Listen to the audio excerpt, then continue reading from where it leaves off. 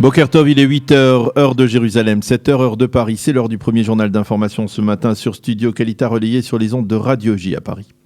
Le gouvernement israélien se réunira ce matin pour valider les nouvelles consignes de confinement et de bouclage annoncées hier soir par Binyamin Netanyahou.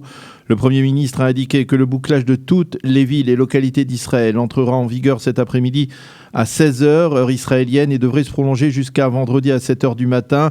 Demain soir, une demi-heure avant l'entrée de la fête de Pessah, c'est-à-dire à 18h, le couvre-feu sera imposé sur tout le territoire israélien. Les Israéliens ne pourront pas sortir de chez eux depuis donc 18h jusqu'au lendemain matin, jeudi matin, donc à 7h du matin. Cependant, il est possible que ces consignes soient durcies et que le bouclage des villes se prolonge jusqu'à samedi soir prochain à 20h. Hier soir, le Premier ministre a expliqué que ces mesures, certes difficiles en cette fête de Pessah, sont indispensables afin d'éviter la propagation du virus. Nous ne voulons pas que Pessah se déroule comme Pourim, a dit le Premier ministre, tout en soulignant que les dernières données générales en Israël étaient relativement encourageantes et qu'il n'était pas impossible que l'on puisse envisager un début de sortie de crise tout de suite après les 7 jours de fête de Pessah. Nous ne devons pas être négligents. Si nous sommes disciplinés, il sera possible de relancer très vite l'activité économique, a dit M. Netanyahou hier soir. Ce matin, on recensait sur l'ensemble du territoire israélien 8 904 malades, 57 décès, 140 malades graves, dont 109 qui nécessitent une assistance respiratoire. Un chiffre, cette donnée de 109 malades nécessitant une assistance respiratoire est encourageante puisque ce nombre n'a progressé que de 3 au cours des 48 dernières heures. Et c'est ce qui fournit, dirons-nous, aux autorités israéliennes un zeste d'optimisme donc dans la situation actuelle.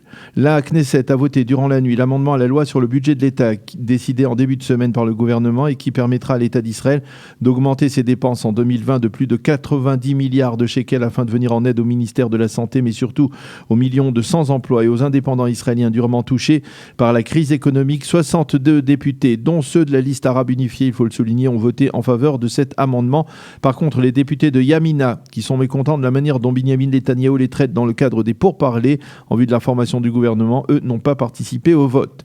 Les élus locaux et municipaux ont exprimé hier leur solidarité avec la ville orthodoxe de Bnei Brak qui est sous bouclage depuis plusieurs jours. Contrairement au maire de Ramat Gan, Kamel Shama Cohen, qui n'a rien trouvé de mieux hier que de dresser une clôture entre sa ville et la cité orthodoxe, ce qui a provoqué de vives critiques, eh bien le maire de Tel Aviv, il faut le souligner, Ron Huldaï, s'est solidarisé avec la ville de Bnei Brak et le bâtiment de la mairie de Tel Aviv a été éclairé avec le nom de Bnei Brak et un cœur en signe de solidarité. Même dans le secteur arabe, le maire de Kfar Kassem a envoyé une lettre de soutien au maire de Bnei Brak, Avraham Rubinstein. Et puis alors que demain soir, les Israéliens seront confinés chez eux pour célébrer le Seder de Pessah, un seul et unique Seder sera communautaire cette année, si l'on peut dire. C'est le Seder qui se tiendra à l'hôtel Dan Panorama de Tel Aviv, qui, vous le savez, a été transformé en hôpital pour les malades légers du Corona. Ces malades seront donc tous rassemblés dans la salle à manger de l'hôtel pour célébrer ensemble la fête de la liberté. Un premier avion cargo en provenance de Chine est arrivé hier en Israël. Il transportait 20 tonnes de matériel médical divers. Il s'agit du premier cargo d'une dizaine d'autres qui doivent atterrir en Israël au cours des prochains jours avec autant de matériel. Et cela prouve l'étroite collaboration existant entre Israël et la Chine en général et dans le domaine de la lutte contre le virus en particulier. Et puis une autre bonne nouvelle qui prouve l'estime dont jouit la médecine israélienne à travers le monde. L'État d'Israël a été désigné comme l'un des 8 pays au monde qui participeront aux essais d'un nouveau médicament qui doit guérir les patients du coronavirus ou au moins maîtriser le virus. Il s'agit du médicament Gvezara qui d'ailleurs est une malade du coronavirus de 64 ans, israélienne, hospitalisée à Shibat El HaShomer, près de Tel Aviv, a été la première israélienne à se voir administrer dès hier ce médicament qui apparemment d'ordinaire doit soigner, si je ne m'abuse, la sclérose en plaques. Ce traitement est le fruit de recherche du consortium pharmaceutique français Sanofi. L'expérimentation devrait durer 2 mois. Le médicament sera administré au total à 40 malades israéliens sur les 300 choisis à travers le monde. Et en marge de ces informations, toujours pas de gouvernement, alors que l'on pensait hier après-midi que l'accord de coalition entre Bleu-Blanc et le Likoud était bouclé, lui aussi si l'on peut dire.